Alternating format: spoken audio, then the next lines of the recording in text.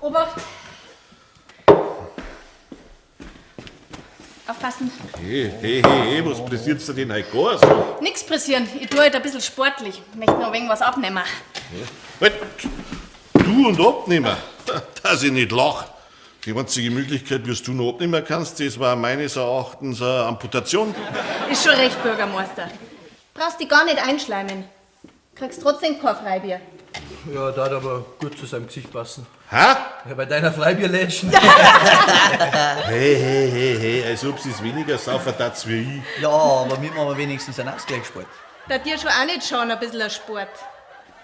Das ist ja bloß der Neid. Weißt, wenn du mal eine gewisse Position erreicht hast, dann musst du nicht immer hinter alle nachrennen. Und überhaupt, mein Motto ist, Sport ist Mord.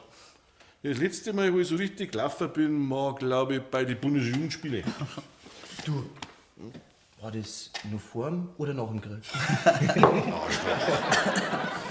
Himmelherrgott, Sakrament, jetzt ist der Zapfhahn abgerissen. Das ganze Bier läuft davon. Und noch dran, und bis wohin das gute Bier, und noch dran. Also für das, dass er so lange nicht gelaufen ist, ist er ganz schön schnell. So ist es eine Frage der Motivation. Alles eine Frage der Motivation.